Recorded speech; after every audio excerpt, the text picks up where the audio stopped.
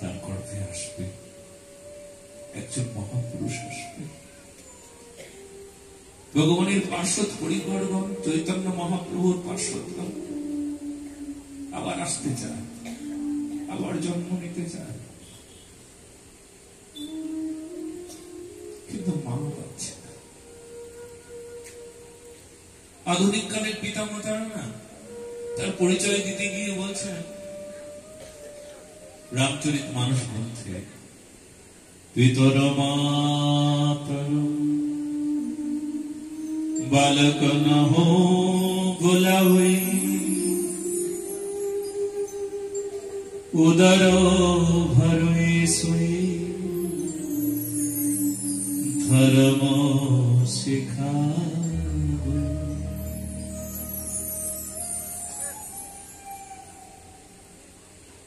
আধুনিক কালের পিতামাতারা বলে পেট ভরাই ধর্ম।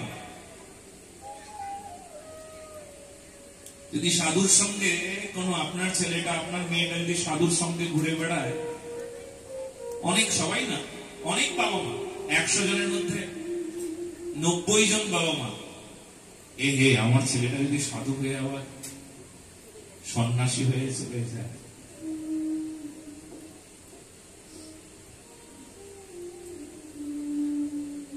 কি ভয়!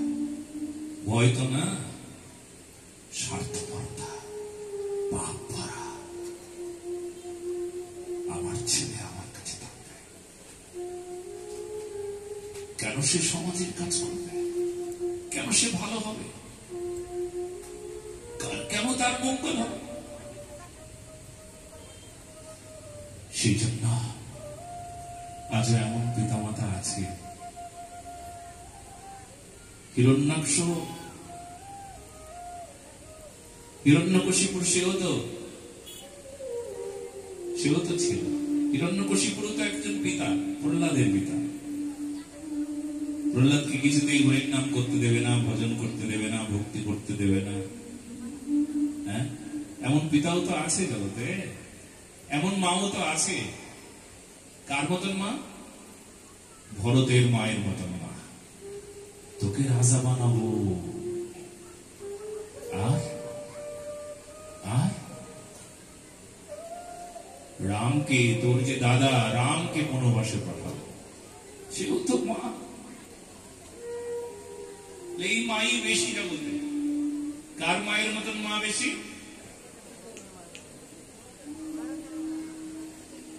ভরতের মায়ের মতন মা বেশি।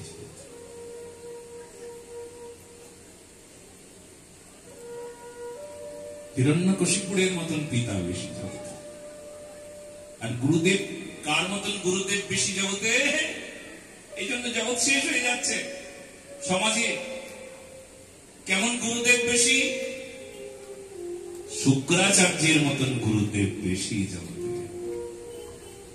এই জন্য সৎ গুরুদেব বলেছেন, তুমি কার কাছে যাবে? শুক্রাচার্যের মতন গুরুদেবের কাছে যাবে না সৎ গুরুদেবের কাছে যাবে? বলো না বলা। বেশ, খুব সাবধান।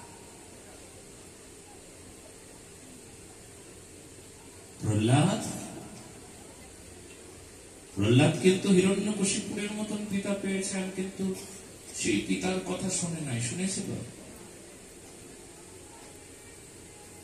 আজকাল লোকে বলে ভজন করতে গেলে নাকি অনুমতি নিতে হয়, স্ত্রীর কাছে অনুমতি নিয়ে নাকি ভজন করবে স্বামী। আছে শাস্ত্রে কোথাও লেখা আছে? স্ত্রী অনুমতি নেবে স্বামীর কাছে, তারপর ভজন করবে, শাস্ত্রে লেখা আছে?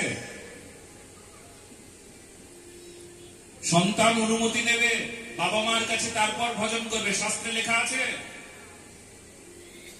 কেননা ধর্ম করতে গেলে কোনো অনুমতির অপেক্ষা রাখে না। অনুমতি যদি না পাওয়া যায়, তবুও যদি ধর্ম করে, তবে তার মঙ্গল হয়ে যাবে। হিরণ্যকশিপুর কোনদিন অনুমতি দিয়েছিল তার ছেলেকে? অনুমতির অপেক্ষা করেছিল প্রহ্লাদ। এই জন্য এই যে ভুল ভ্রান্তি গুলো মাথা থেকে সরান। কারোর অনুমতির দরকার নাই, আপনি ভজন করবেন। আপনি, অনেকে জিজ্ঞেস করে স্বামী ভজন করে না, স্ত্রী ভজন করতে পারবে, একা ভজন করতে পারবে? গ্রামের এই সমস্ত সমস্যাগুলো শিক্ষিত মহলে বা যারা শাস্ত্র চর্চা করে, ধর্ম নিয়ে যারা থাকে, তারা এই সমস্ত কুসংস্কারে বিশ্বাসী না। এই স্বামী ভজন করতে দেয় না, দুজনে একসঙ্গে ভজন করন লাগে, যুগল ভজন করা খাইবে। যুগল ভজন তো একসঙ্গে লওয়া যাবে না। কে বলেছে তোমাকে? ভজন আপনা আপনা। ভোজন যেমন তুমি ভোজন করলে তোমার স্বামীর হয় না, স্বামী ভোজন করলে যেমন স্ত্রীর হয় না। তুমি পড়লে তার পড়া হবে না, তুমি শিখলে তার শেখা হবে না, তুমি জ্ঞানী হলে তার জ্ঞান হবে না। হবে?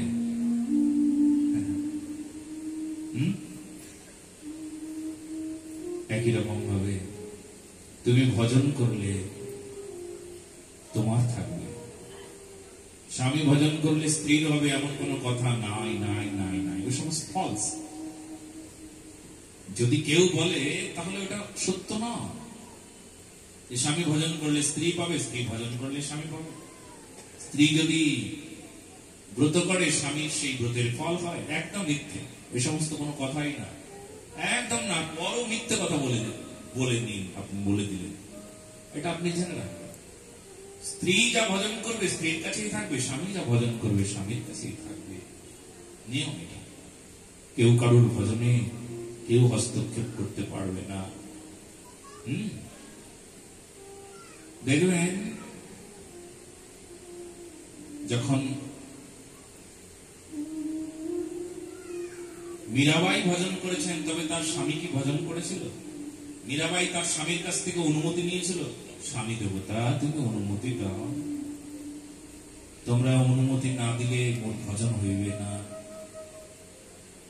তোমরা মুখ অনুমতি দেন বলেছিল? কোনদিন অনুমতির অপেক্ষাও রেখেছিল কি? এই জন্য বিষয়গুলো খুব গুরুত্বপূর্ণ। স্বামীর ভজন স্বামীর কাছে, স্ত্রীর ভজন স্ত্রীর কাছে, সন্তানের ভজন সন্তানের কাছে, পিতামাতার ভজন পিতামাতার কাছে। এমনকি ভজনের ক্ষেত্রে, ভক্তির ক্ষেত্রে, দীক্ষা গ্রহণের ক্ষেত্রে, ধর্ম রক্ষার ক্ষেত্রে, ধর্ম গ্রহণের ক্ষেত্রে কারুর কোনদিন কোন অনুমতির অপেক্ষা রাখে না। কেননা অনুমতি সবসময় ভগবান তোমারে দিয়ে রেখেছে। তুমি সবসময় ভগবানের ভজনের জন্য অগ্রসর হও, কারুর অনুমতি অপেক্ষা করো না। কর্দম ঋষি তপস্যায় মগ্ন হলেন, কারণ তপস্যা না করলে তো এমন সন্তান লাভ হবে না। কর্দম ঋষির জীবনে কে এলো জানেন? দেবহূতি। কে দেবহূতি জানেন? সম্রাট মনু, শশাগড়া পৃথিবী, ভূভারতের অধিপতি সম্রাট মনু, তার স্ত্রী শতরূপা, তার সুলক্ষণা কন্যা দেবহূতি। এই দেবহূতি তাকেই বিবাহ দিলেন কার কাছে? কর্দম ঋষির কাছে। কর্দম ঋষি নিতান্তই একটা ছোট্ট কুটিয়াতে অবস্থান করেন। তার কিছুই নাই, ঘরে একটা বস্ত্র আছে, আরেকটা বস্ত্র পরনে আছে। সামনে একটা যজ্ঞকুণ্ড, একটু ঘি আছে, ব্যাস একটু কাঠ সংগ্রহ করে নিয়ে আসে, যজ্ঞ হয়। পর্ণকুটি, পর্ণ মানে পাতাল ঘর। দিন দরিদ্র দশায় থাকে। রাজকন্যা সেই ঘরে বিয়ে দেবেন। আচ্ছা, আপনারা কি আপনাদের কন্যাকে কোনো গরিব ঘরে বিয়ে দিতে চান? আছে কেউ গরিব ঘরে বিয়ে দেব? আমার মনে হয় কেউ নাই।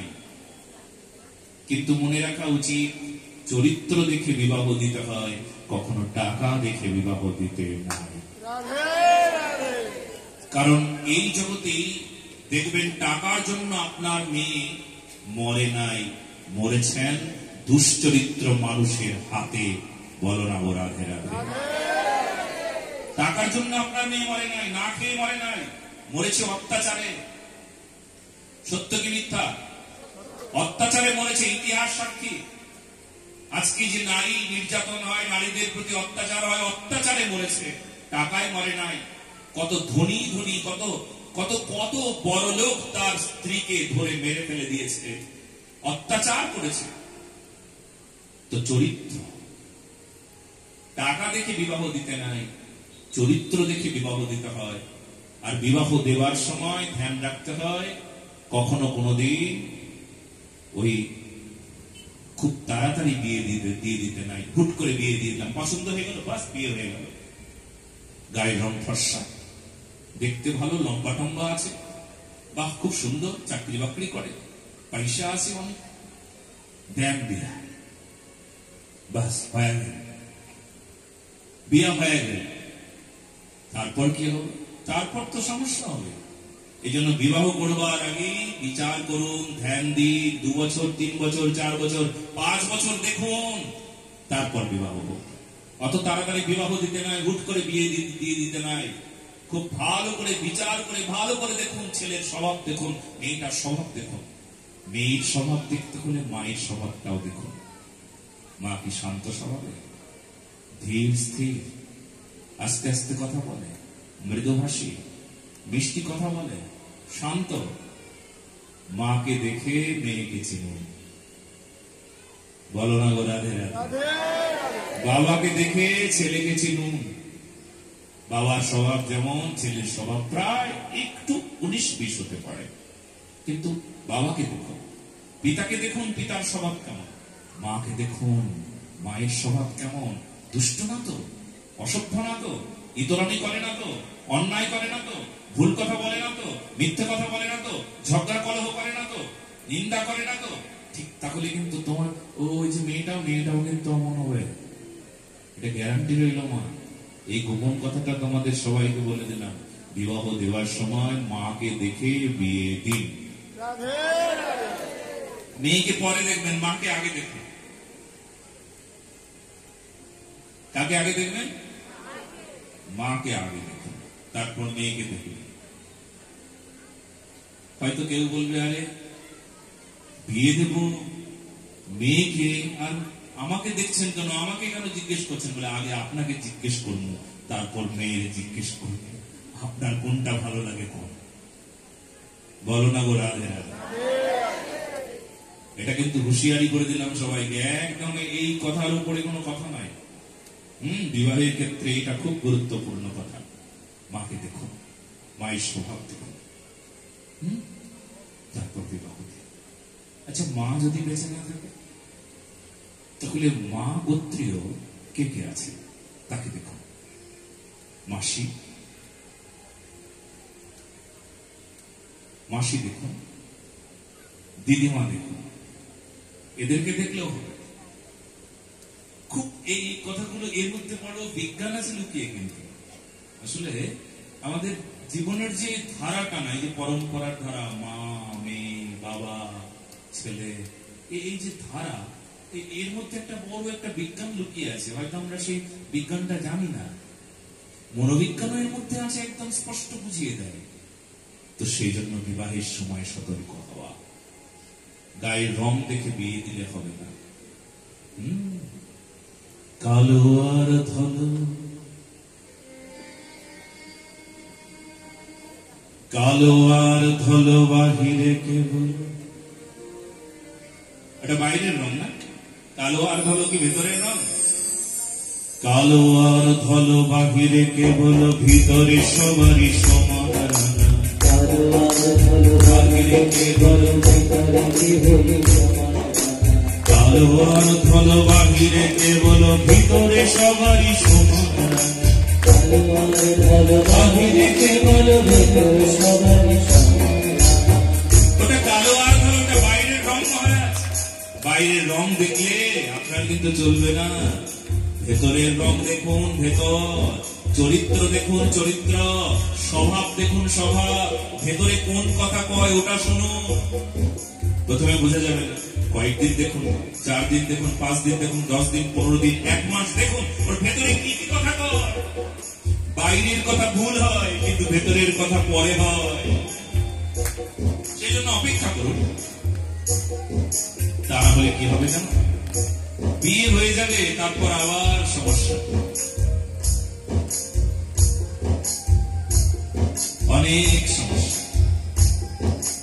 কত সমস্যা ওটা আপনারা কেউ কেউ জানেন, আমি ওইসব বলবো। তবে আমি যেটা বলবো সেটা এই, যে স্বামী আর স্ত্রী তাদের সম্পর্ককে সুন্দর করবার জন্য একটা ব্যবস্থা আছে। দুইটি হৃদয় আসন পেতে যাবে বসে হৃদয় কল্যাণ করে মঙ্গল ডরে বেঁধে রাখে দুজনারি। আসন পেতে যাবে বসে হৃদয় মঙ্গল ডরে বেঁধে রাখে দুজনের হাত। দুইটি হৃদয় আসন পেতে যাবে বসে হৃদয় না। হৃদয়নাথ কখন বসবে? স্বামীর প্রতি কতটুকু সম্মান থাকবে একজন স্ত্রী, কতটুকু সম্মান। সে সম্মান যদি না থাকে তাহলে সব শেষ হয়ে যাবে। সেই স্ত্রী ভ্রষ্টাচারী হবে, দুর্মতি হবে, তার অবতি হবে। স্বামীর প্রতি কতটুকু সম্মান, কতটুকু শ্রদ্ধা থাকা উচিত। কার কাছ থেকে শিখবো? আরে কর্দম ঋষি বিবাহ করেছেন। বিবাহ করবার পর 10টি বছর চলে গেছে। কয় বছর? স্ত্রীর মুখের দিকে তাকান নাই পর্যন্ত সাধনায় মগ্ন। কে? স্বামী। এই জগতে কোন স্ত্রী আছে সাধনায় মগ্ন থাকা স্বামী স্ত্রীর মুখপানে তাকায় না? সেই স্ত্রী দুদিন পরে, আরে 10 বছর তো দূরের কথা, 10 দিনও টিকবে না, দুদিন পরে বলবে, বাবা কেমন ছেলেরে দিয়া বিয়া দিছ, আমার দিকে দেখে না, আমার নতুন একটা বিয়া দাও, আমার সর্বনাশ কইল না। কয়েকদিন পর চলে আসবে না, নিজের ইচ্ছা মতো পালিয়ে যাবে, ডানে বাড়ে যেখানে ইচ্ছা হবে সেখানে চলে যাবে। 10টি বছর সেবা করেছে, স্ত্রীর মুখপানে তাকায় নাই পর্যন্ত। কে? কর্দম ঋষি। 10 বছর পর একজন মহিলা কালো বর্ণের, শীর্ণ, রোগা পাতলা, চোখ দুটো কঠোরে কঠিন হয়ে গিয়েছে, হাড় গোড় বেরিয়ে গেছে, চিনতে পারছে না। কে তুমি? হে নারী, তুমি কে? আমি আপনার স্ত্রী। স্ত্রী? ভুলে গিয়েছিল 10 বছরের তপস্যা। আপনার স্ত্রী? আমি দেবপতি, সম্রাট মনুর কন্যা, মা শতরূপা। আমার কত সৌভাগ্য আপনার মতন এমন মহর্ষি, এমন মহাপুরুষ আমার স্বামী। আমি আপনার স্ত্রী, সহধর্মী। আমাকে ক্ষমা করে দাও, 10টি বছর তোমার মুখপানে তাকাই নাই। ক্ষমা করে দাও, ক্ষমা করে দাও, আমি বুঝি নাই। না না না, আপনি ভজনে নিমগ্ন ছিলেন, ভজন করেছেন, জগতের কল্যাণ হয়েছে, জগতের মঙ্গল হয়ে গেছে। আর জগতের মঙ্গল হয়েছে মানে জগতে আমি সামান্য একজন নারী, আমারও মঙ্গল হয়ে গেছে।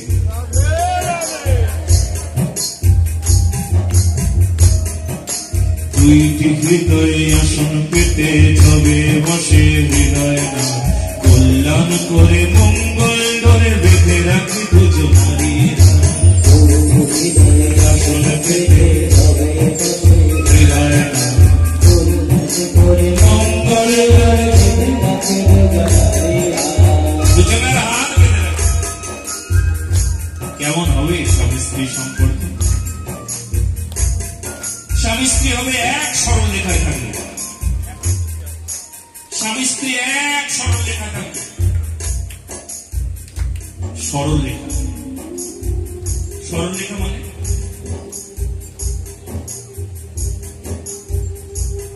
এই বিন্দু থেকে বি বিন্দুতে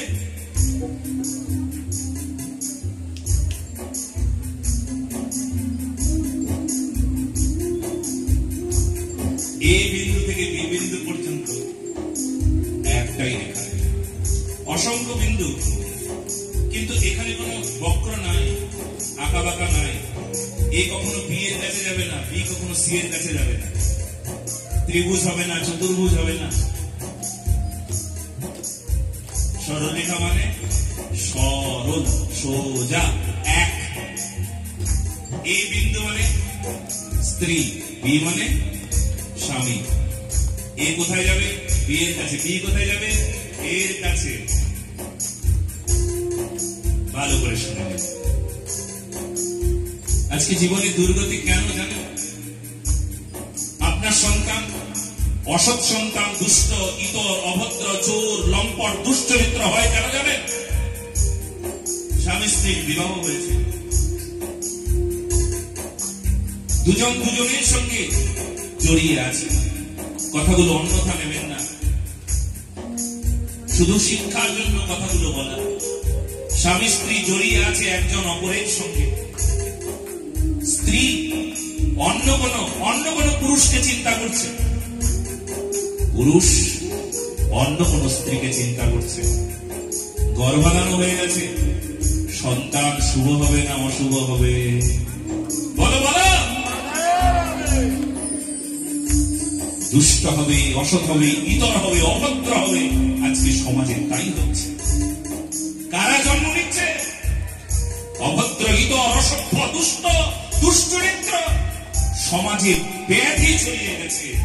মানুষ আর মানুষ নাই, কামে ভরা, লোভে ভরা, পাপে ভরা।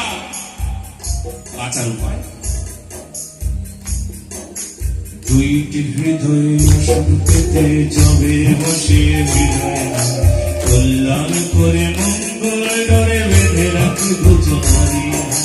দুইটি হৃদয় সংকেতে যাবে বসে হৃদয় কল্যাণ করে মঙ্গল ডরে বেঁধে রাখি বুঝারি। দুইটি হৃদয় আসন পেতে হৃদয়নাথ বসেছেন এক সরলরেখা। হৃদয় তন্ত্রে এক মন্ত্র, স্বামীর হৃদয়ে মন্ত্র আর স্ত্রীর হৃদয়ে এক মন্ত্র। দুইজনের আলাদা মন্ত্র হবে না। স্বামী এক কথা বলবে, স্ত্রী বলবে আরেক কথা। স্বামী যা বলবে স্ত্রী আরেক কথা বলবে, বলবে কি? স্বামীর এক ইচ্ছা, স্ত্রীর আরেক ইচ্ছা, চলবে?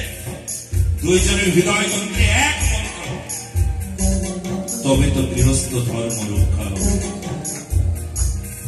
এখানে যারা স্ত্রী জাতি আছেন স্বামীর প্রতি শ্রদ্ধাশীল হন, যারা স্বামীরা আছেন তারাও স্ত্রীর প্রতি শ্রদ্ধাশীল হন। দুইজনের ইচ্ছা যেন সমান হয়, সৎ ইচ্ছা হয়, কৃষ্ণ ইচ্ছা হয়। দুইজনের হৃদয় তন্ত্রে এক মন্ত্র উচ্চারণ হবে। কোন মন্ত্র? হরে কৃষ্ণ কৃষ্ণ কৃষ্ণ হরে হরে হরে রাম